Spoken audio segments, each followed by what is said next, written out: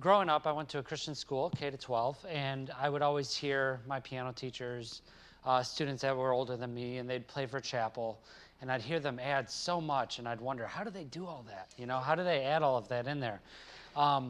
So I started working on the hymn improvisation myself, and the very first step when you're learning how to improv, well, first off, look at the hymn.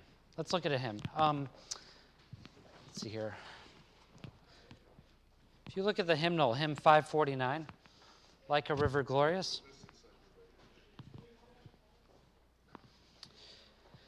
Here's what you have to deal with. Most people, when they learn piano, they learn right-hand melody, left-hand chords. But here you have 4 melodies going on at once. What do we have on top? Soprano line, right? Underneath you have the alto. Then you have the tenor, then you have the bass. So this is designed not for the pianist, but for the choir, okay? So reading 4 parts at once, 4 melodies is difficult, okay? Now, so one of the biggest skills for anyone who's learning how to improvise and play hymns is just to be reading through as much music as you can. Because this is a lot of hymns to cover, just to be ready to play in church. 700 hymns, that takes a while to develop all of that literature. So you just got to start one hymn at a time. So look at 549, and I'll go ahead and demonstrate how you would start. So depending on where your sight reading skills are, you could start just learning the melody, play through it, sing along, adding the alto, adding tenor, adding bass. Okay, first step though, learning how to play those 4 parts, right? What's our goal when we improvise for hymns? It's to support the singing, right? The congregational singing. And it's easy to maybe fall behind the beat or to get off, so we just want to make sure that we're well prepared going into it. So learning that solid support, it's a nice full sound. Now what if you want to add to this? What do? Well, what most people will do is they'll add the tenor into the right hand, okay? So what's that tenor line? Look at the bass clef, top note, that A. I'm going to add that into the right hand, okay? And the left hand would typically play an octave, okay? So now listen to the difference. So we go from this to this sound.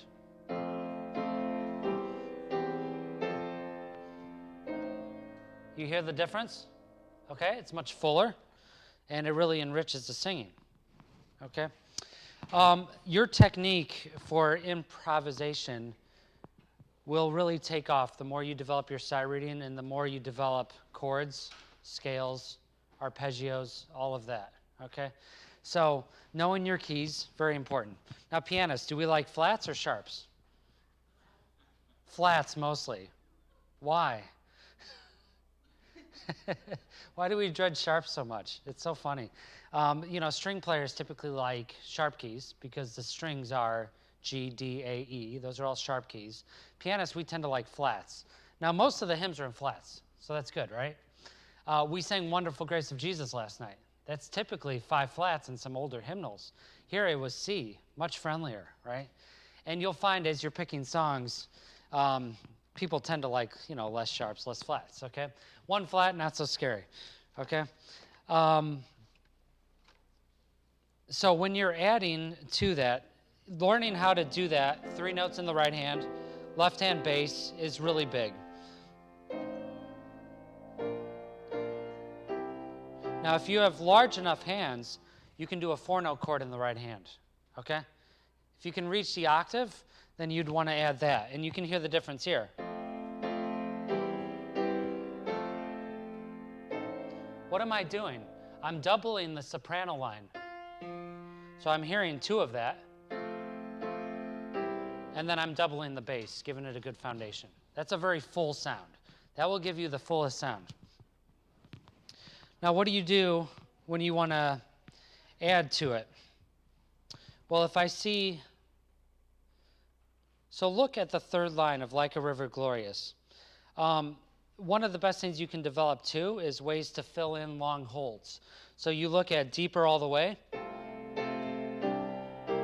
1, 2, 3, 4. It's very empty, okay? Singers are holding out. It's nice to fill in the sound so that you can lead into the chorus so people sing out even stronger. So what I could do,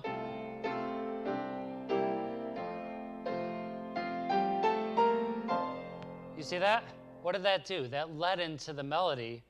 So all I did was I took the F and I walked it up to the C. I call it connecting the dots, okay? So you're just taking that. See? So you're just going up the scale. And you can do this in a very simple way. You could just hold it. But you see how it leads in? And it gives it a little more power going into the refrain, okay? Another great thing to do, look at the left hand. I'm on the F, step down. You see what I just did there? I walked the bass up.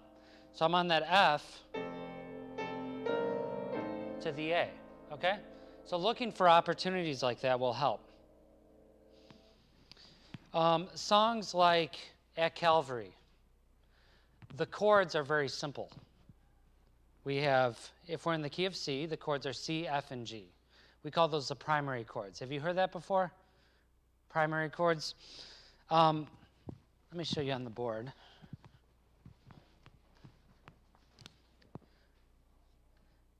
Okay, so if I'm in the key of C, my C scale is C, D, E, F, G, A, B, C, right?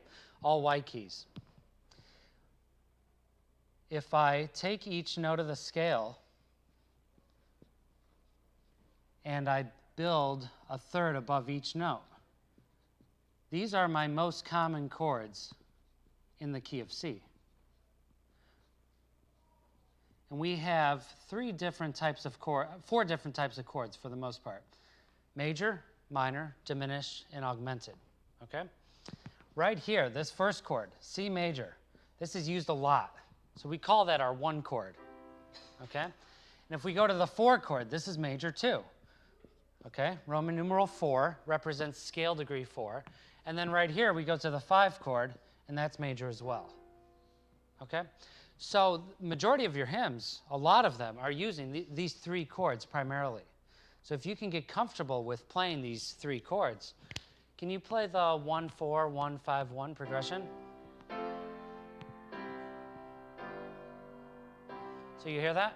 That's very common. Now, let me show you at Calvary. I'm on a 1. 5, 1. 1, 4 to 5 to 1, okay? So getting used to the primary chords in the keys will help you learn how to move in the different keys, all right? Now, look at the left hand. For At Calvary, it stays mostly on C. You get tired of that C after a while, okay? It's just stuck there. So what can I do? What are my notes in the C chord? C, E, and G. So I can just go doing something like that. I could do a walking bass. That gives it some momentum instead of staying stagnant. Because what happens a lot of times, we're playing for hymns, verse 1, verse 2, verse 3, verse 4, it's all sounding the same. So we need variety in our playing. That's really important because that's going to draw attention to the text. So usually verse 1, I would play with a strong support. Verse 2, I would alter, maybe a little more melodic, a little more flowing. And typically verse 4 would be very strong too. So it's good for you to do that. Now look at Like a River Glorious, 549. Do I want a huge sound for this? I mean, I could, you could do.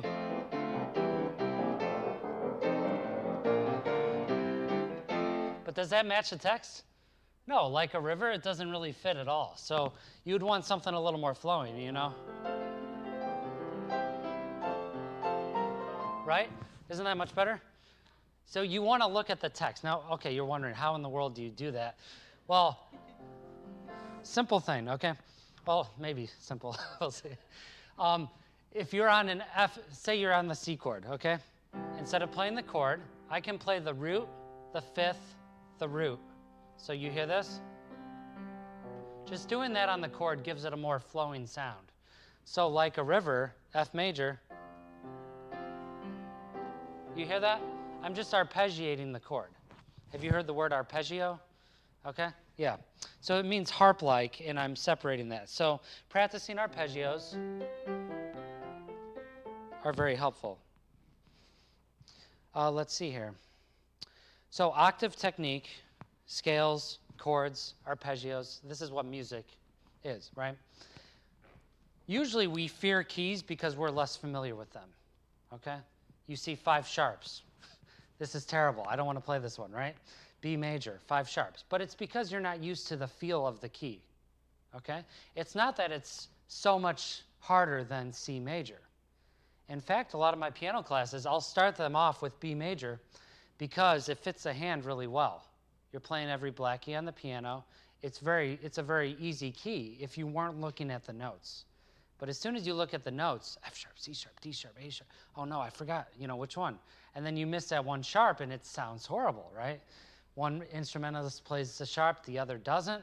What do we hear? We hear a half step, now it clashes. So I'd encourage you to just get familiar with the keys in the hymnal. Most common keys, F major, B flat, E flat, okay, G major, D major. So there's not a lot of keys in these hymnals. We might have one in the key of E in this hymnal, okay? So practice the keys that are most common and then build from there, okay? What about introductions when you're playing a hymn? What should you do? Okay, so let's see here. Look at it like a river. I could play the last 2. And then we start. But it's important that when we play the intro, we give an idea of what the melody's like. Because you might be going to the hymn, 700 hymns. Do you remember every tune? So if I can incorporate the beginning melody, that is really helpful. So, for example, and then go to the last 2 measures. See? And then we would start. So now I've jogged the memory of the listener so they know what the tune sounds like, and then I bridge it to the end, okay? How do you know where to go and where to jump? You have to play with the different ideas. But if you can get to a 5 chord, if I'm in the key of C, go to a G, that will help me bridge into the ending. So if I'm playing,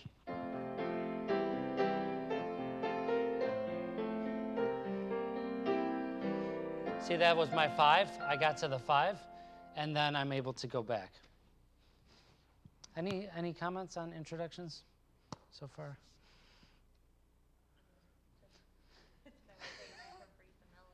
Yes. In this hymnal, they give a little bracket, and that's helpful, okay? So if you're not sure what to do, I would just go with that, okay? But when you're trying to add and incorporate the beginning melody, that will take your introductions a step further, okay? Let's see here.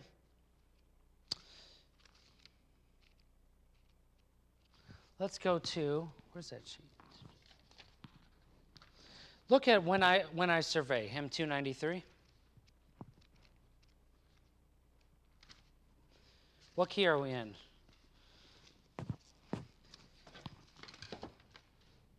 Anyone know? How do you know? Yes? Yeah. Key of F, okay? It starts on an F, it ends on an F. It's probably in the key of F. 1 flat is F, okay? If you ever see the flats, the order B, E, A, D, G, C, F, okay? Go back 1 flat and that will tell you the key. So if you have 2 flats, B flat, E flat, it's the key of B flat. If you have 3 flats, B flat, E flat, A flat, it's the key of E flat. So now 1 flat, you just have to remember that's F. Okay? So if you see here, order of flats, if I have a song with 4 flats, what key? A flat. If I have a song with 3 flats, what key? E flat. Okay, so that's a nice little trick to help you. Of course, you can memorize 7 flats as the key of C flat, but that's a lot, you know. So if you're not sure, just know your flats, and there you go, okay? So the key of F major. What are my main chords in this song? Yeah, so F major, B flat, and C. And if you look at it, that's mostly what you see. So here, this is a great sound, just playing the 4 parts, right? It's very rich. It's well written. Now, if I fill it out to the 3 notes in the right hand, listen.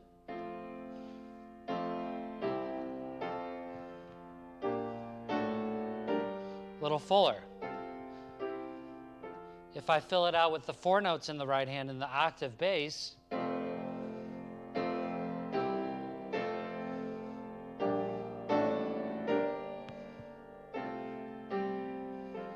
now, what if I incorporate look at the left hand. This is hymn 293. What I can do is I can walk the bass up at times. So if you hear this,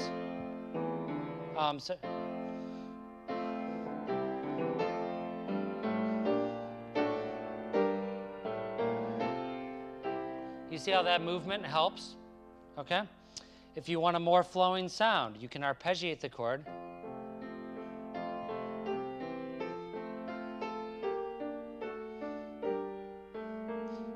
Now, which verse would that be good for? I would typically do that for verse 2 or 3, right? C from his head, his hands, his feet. It's more meditative.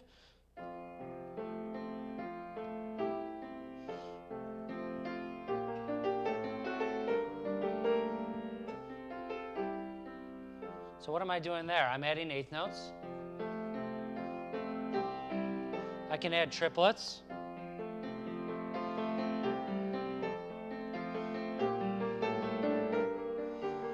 Each one's going to give a different mood. But don't add too much that you distract from the melody either, okay? I mean, we can go, you know, we don't want to draw attention to ourselves, okay? So we got to be careful. But those are all ideas. And if you're doing an arrangement, sure, okay? Learning chords and just going up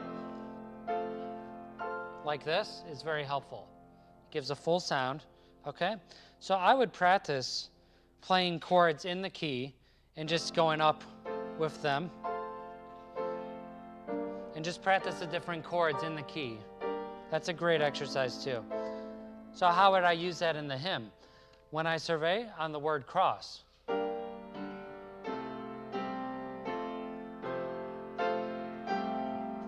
see? So I'm using the chord and I'm using it to build to the melody. And then I would step up to the A, and that leads in really nicely, okay?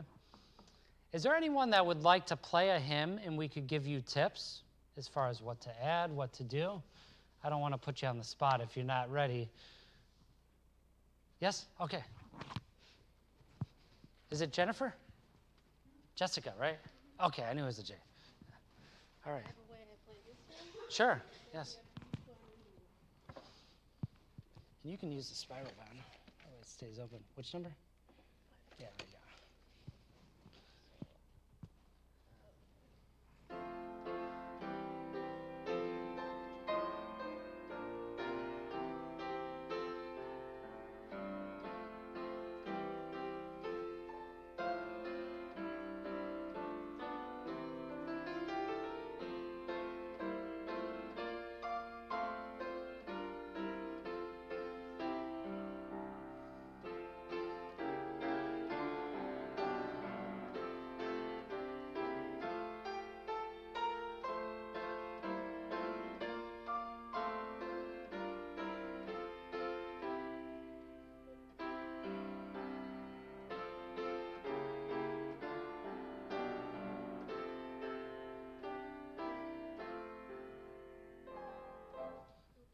F major, yeah, there it is. Very nice. She did really well, and you notice that really supports, okay? One thing I would do is you go up and then you come down. Sometimes what you could do is keep it down for one phrase and then go up for another phrase, okay? And that's really nice. Can I show you that? So as you're going, you start down here, and then you can work your way up. See that? So that's a nice option too. So when you're looking for variety, to do that, okay? And you have lots of opportunity to experiment as you're playing, because you might have 3 verses, 4 verses. What can I do different on this verse? And why do we want to change it up? Because we want to draw attention to the text, okay? So we try to match the text as best we can. That was very nice. Any comments? Well, another thing that I find helpful is to think like a vocalist when you're playing. So as the congregation is singing, you want to look for where they're going to take a breath and try not to be so metronomic that there's no pause. So at the ends of long phrases, take that into account and take a little bit of a breath, or you might call it an agogic accent, so slight hesitation before you go to the next phrase. That's huge, because a lot of pianists, they play and they're not thinking like a singer. They're just charging through right on the beat. But the congregation has to breathe, right? At least I hope. So as they're playing, even at the end of the verse, we never gave any opportunity for the breath, okay? So you go 1, 2, 3, and then we have a chance to catch up a little, okay? And it's important to think like a singer, because otherwise we can get carried away and we're in the zone, we're really focused, but we're not thinking of the song leader. It's important to watch them too. They are there for a reason. So you want to look up every once in a while, especially at the start of a verse, and especially when there's a hold. So if you have a long fermata, make sure you watch carefully in those moments, okay? Because it's no fun when everything gets off in a service. You have an organist doing one thing, you have the pianist doing another. Yeah. You had a beautiful lead into the chorus, and you incorporated almost everything that we were saying with the left hand, varying the inversions in the left hand.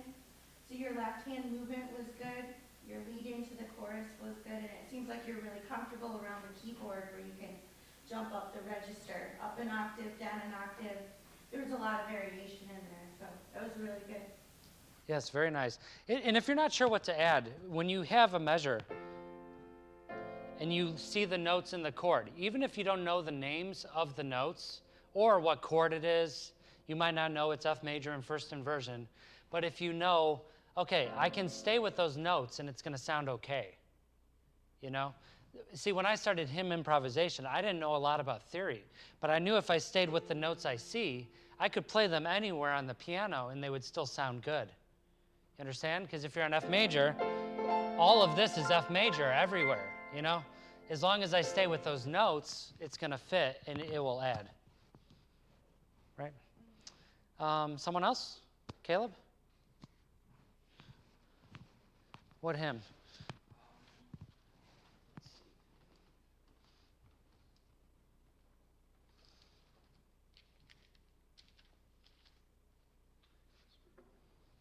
So this is hymn 136.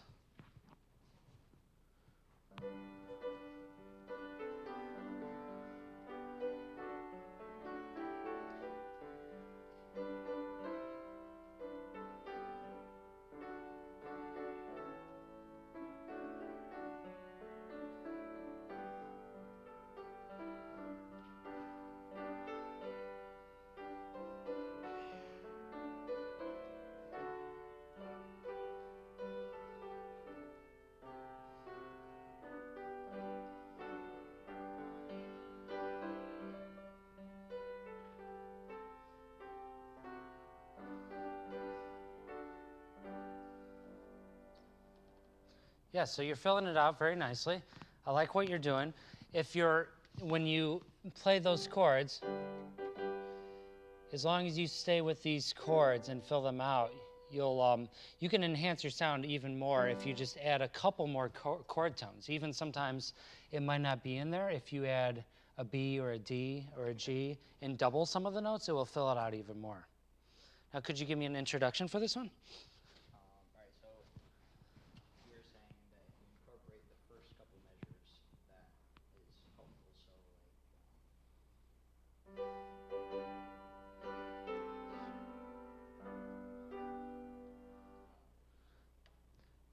So this is a hard one to do. This is a hard one to pull off. So the question is, how long do you want the introduction to be? Have you been there where someone starts the intro and they like don't know where to stop and it goes on and it seems like, okay, we've played through half the song now? So you don't want to be too long. You don't want to be too short. You're setting the mood. You're trying to get the melody in the person's ear. Okay, so start from the beginning.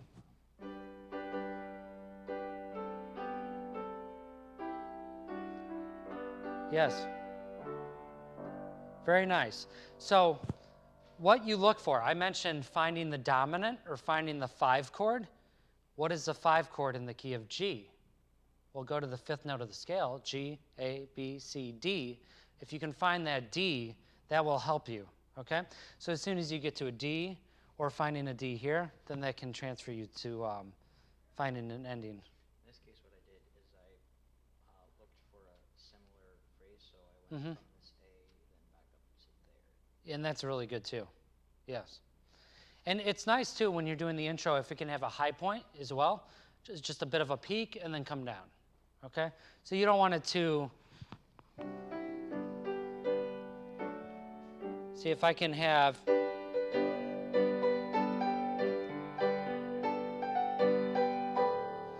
so I had kind of a high point and then I taper it off, okay?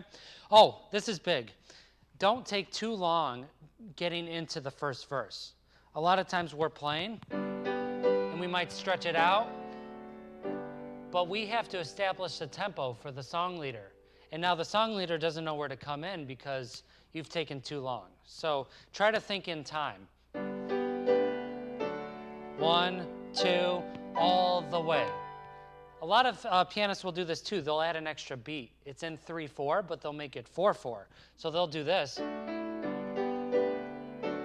1, 2, 3, all the way. See that? But I'm not in 4/4. So try to stay with the time signature, okay? That's important. But whatever you do, be as clear as you can when you're doing that. And it doesn't hurt to go over that with the song leader to make sure you feel it at the same time. Wouldn't you say that's done all the time, where they'll add an extra beat into that? Yeah. And one thing I'd say about the way you played this hymn, which was beautiful, by the way, the walking arpeggiation, going up that octave like Greg demonstrated, sometimes stepping up from there, doing that pattern. It's a nice flowing sound. But I noticed you stayed a lot in the middle register of the piano, which you want to do that sometimes for variation, especially maybe on verse 2. This one has 3 verses. That would be a good way to back off the sound a little bit on 2. A lot of times, again, like Greg was saying, verse 1, the beginning and the last verse, a nice fuller sound to start the hymn with confidence is nice. So if you want to do that, I think perhaps even more important than fuller chords in the right hand is the bass sound. It really fills it out. So I think if you were to move your left hand down an octave and focus a lot on the octave sound, so instead of being up here,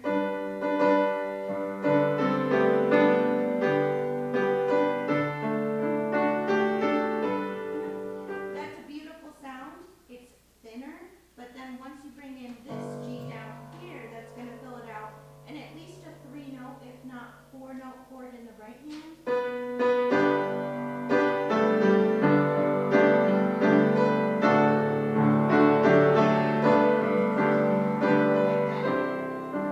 And also, one last thing I would say, this is really the next step after you get comfortable with the basic chordal inversions. After you're comfortable with that, thinking a little outside the box, adding some dissonance and resolve is a nice way to give kind of a fresh sound to an old hymn. So, for example, at the end of the phrase, what have I to ask beside? Here it is, just using the chords that are in the book.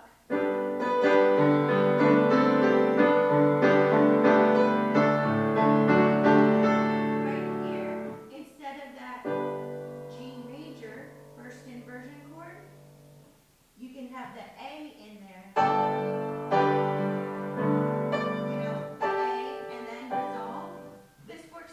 really well if you have an instrumentalist carrying the melody, because you don't want to lose that, or a church orchestra with the melody. Then you can take more liberties with your harmonies. So you have to play that a little bit by ear.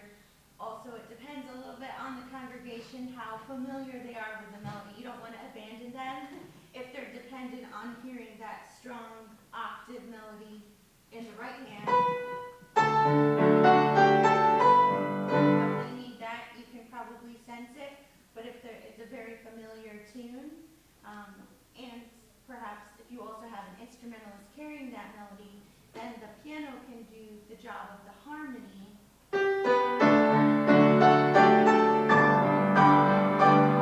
Just a simple passing tone there, and then going into, and back to thinking a little outside the box, adding that step between the C and the E in that C major chord.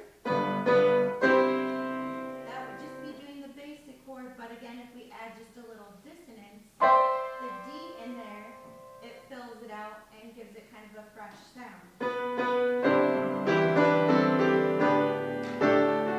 And there's the suspension again, the G.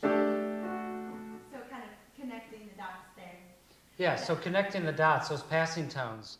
I'm on a C chord, adding that D in there in the left hand, C, G, C, just walking that up, C, G, C, D, E, like you showed earlier.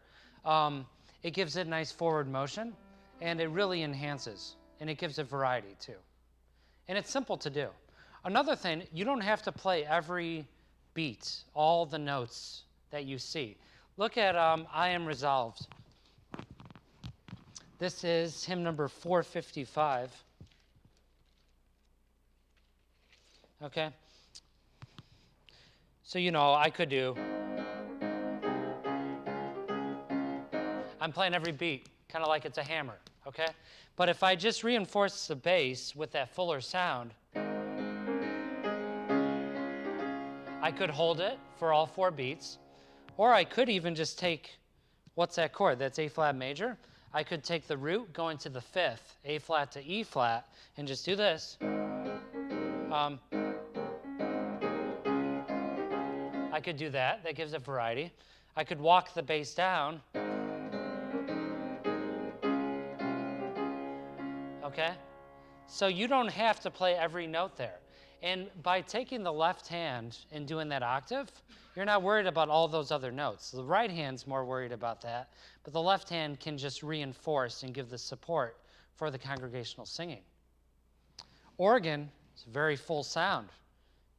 Churches have used organs a long time. That root is reinforced by the pedal. So when we transfer from the organ to piano, we lose a lot. It's not as full. So by adding that left-hand octave, it really gives the depth. It can't replace an organ, that's for sure. But it does give a lot of support for the singer, okay? So I Am Resolved. Ideas, walk the bass. You hear that? I'm just stepping down in the key. I could do it twice as fast, but that's a little... But you don't need that. Just walk it down on the beat.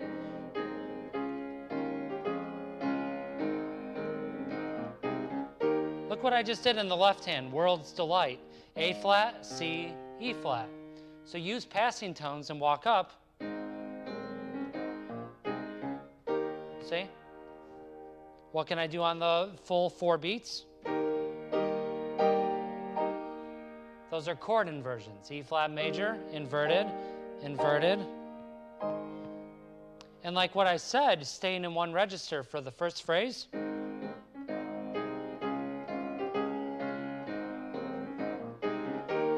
Work up, and now I'm up here. See?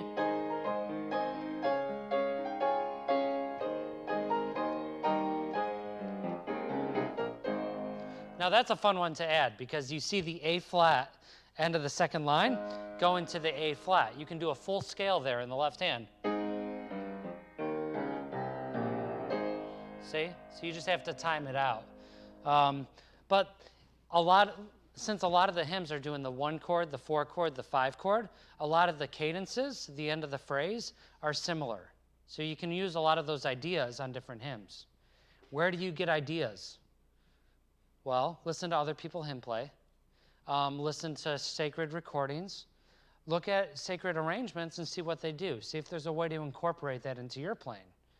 Because, we're good at maybe doing one thing, but then how can I branch out and expand what I do?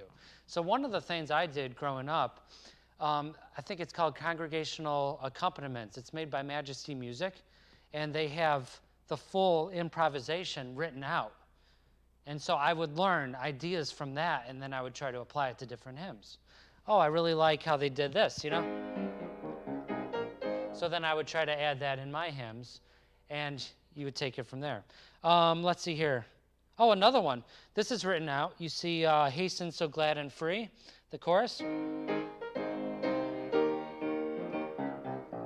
You can do that in a lot of hymns, that little bass line. There's lots of opportunities for that, okay? Your technique is the biggest tool that will help aid your ability to add to the hymns, okay? Scales, we do use them, not a lot, but we use them some. We use chords more, so the inversions, those exercises, doing just stuff like that will help you. Fill it out with the 4-note chord. Practice minors. And practice changing registers. That's very, very key for variety. Any questions so far?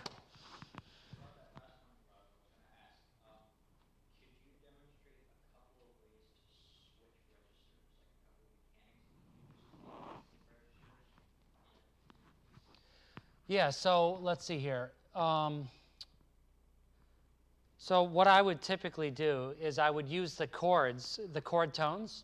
So if you look at I Am Resolved, you see the E flat major chord, last measure of the first line, charmed by the world's delight.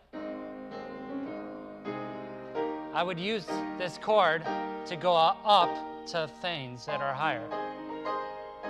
See, so I'm taking that E flat major chord, and then I'm leading to that next phrase. Instead of just going and then up, it just bridges the gap a little more. And it can be very simple. It can just be, you can walk up with a single note melody. You can harmonize it. You could add a fuller scale depending on your speed. Now my wife is the queen of adding runs and scales as she goes up into the chorus. And a lot of times when we're improvising together, I'll hear her go for the run and I'll counter it with something else. So we have a lot of fun interplaying as she plays melody and I harmonize, or vice versa. Arpeggios are beautiful to add. So I don't know if some of you have to play hymns maybe for offertory, but if you take a hymn and just use arpeggios, it's very reflective, okay? So I Am Resolved.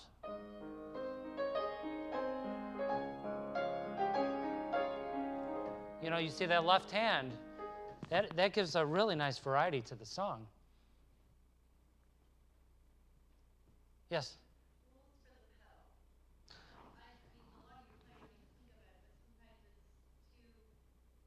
Yeah.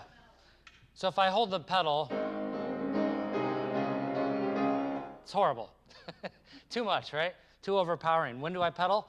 Well, for a lot of hymns, it's every measure, but it depends on the chord changes. So if I see that's already pretty blurry. So every beat.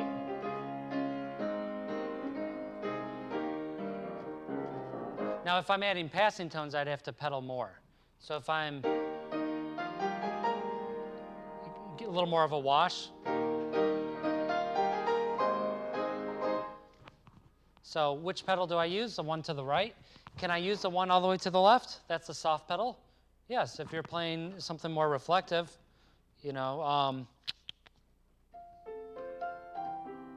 softer sound, especially if it's for an invitation at the end of a service, I would use soft pedal. The one in the middle I wouldn't worry about.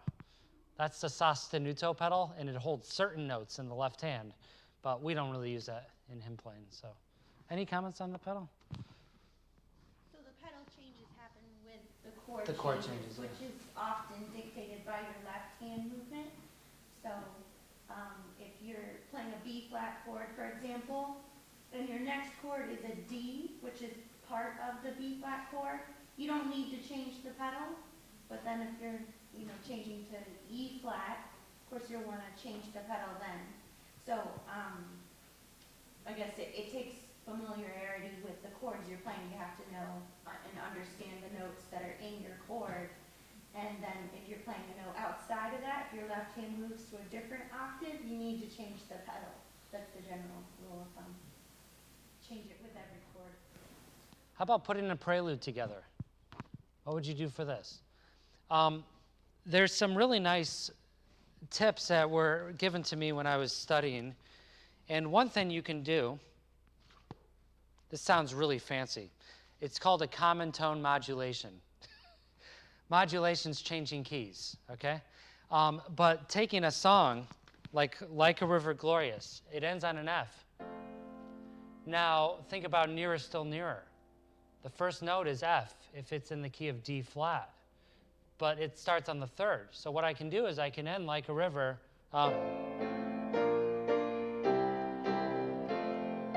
and I can use that F to lead into the next key. That's a really neat thing to do that doesn't take a lot of work, but it sounds great. Common tone modulation, you got that? So I'm taking a note in the chord and I'm using that to lead into another song, okay? So if the song ends, let's see.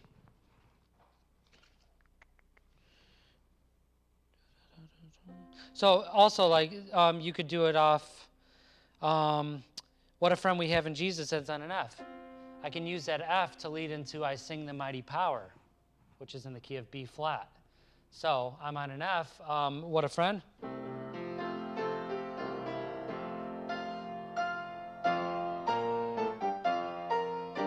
You hear that? So I'm taking that F, and then I'm using it, and then I just did a nice key change. Instead of having to stay in the same key, it gives it variety, and it was pretty simple, okay? When you pick a prelude, it is nice to have a theme, and so what I'd recommend is, okay, put together a prelude maybe on the Savior's leading. He leadeth me, Savior like a shepherd lead us, by the gentle waters. There's lots of hymns on that. And start putting together a prelude and sequence them according to the key, okay? So here's a neat thing you can do too. If I have a song in the key of F, what's a good key to go to after that where I wouldn't have to play a chord to make it smooth, a smooth transition? Are you guys familiar with the circle of fifths? Have you heard of it before? Okay, this is a little complicated, but if you write this down, this would be a really great tool for you to have. I'll do it really quick. Okay, circle, C major at the top, okay? If I go up a fifth, I'm doing sharp keys. So what I mean is I'm going to the fifth note of the scale, 1 sharp, 2, 3, 4, 5, 6, 7. If I go down a fifth, I'm doing my flat keys, okay?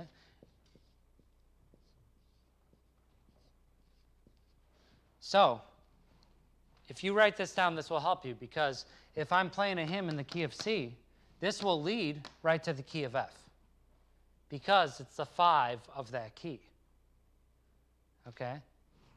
So if you're trying to come up with a prelude that has a nice flow to it, that has nice variety, you can look at the keys of the hymns. Oh, this is in the key of G. Okay. Nothing But the Blood's in the key of G. At Calvary's in the key of C. Like a River Glorious is in the key of F. So, what would that sound like? Nothing But the Blood.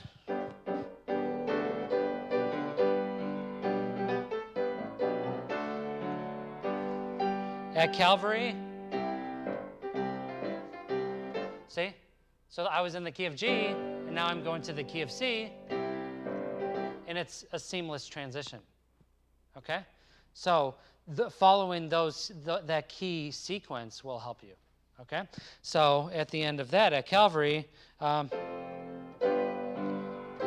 like a river glorious. See? I don't notice an awkward switch. Now, if I'm in A flat and I go to the key of D major, I would notice this. Glory to his name.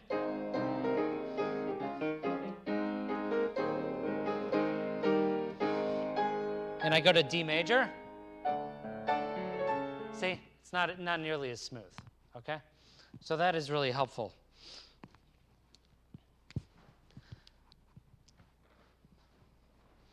And then I'll give you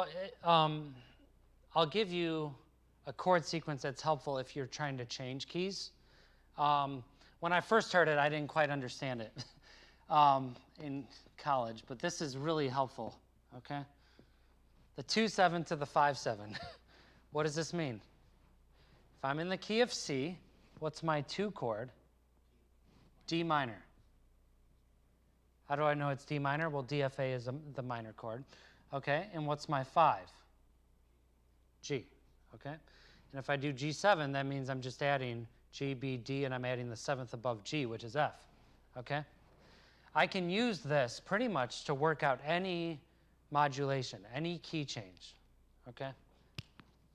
So if you're playing a song in the key of C and you want to go to the key of E flat major, you'd probably want to write it out. But the 2 of E flat is F minor, and the 5 of E flat is B flat, okay? And then that will lead you into that key, okay? I know that this is fun stuff. Once you understand it, I think it's awesome. But let's see here. So if I'm playing at Calvary and I go into Rejoice in the Lord at Calvary, Rejoice in the Lord is the key of E flat, okay? So the 2 is F minor. I do F minor, and then I go to the B flat, and now I can go right into that key. So if I do it very simply, the 2, F minor, to the B flat. And now I can go seamlessly into that key. Isn't that nice? You hear the difference? So at Calvary, without it,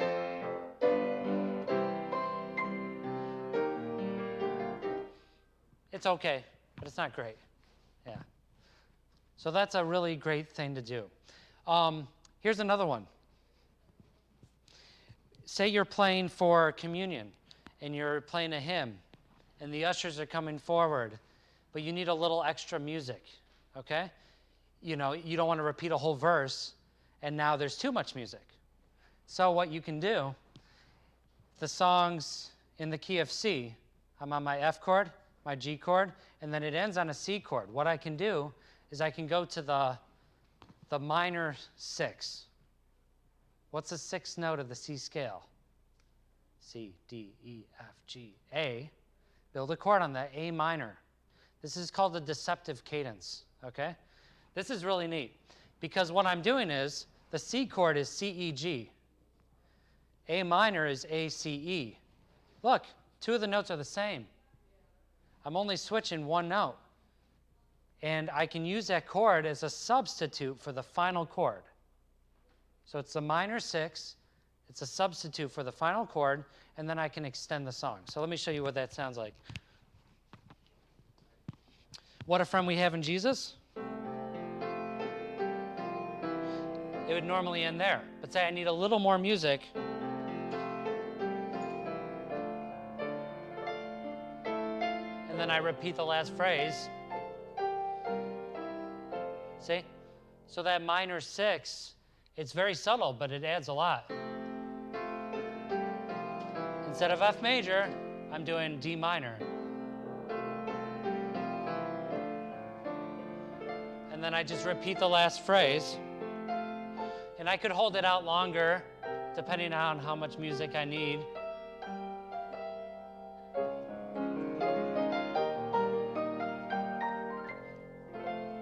I probably wouldn't do that, but I could do, you could do something to hold it out longer, okay?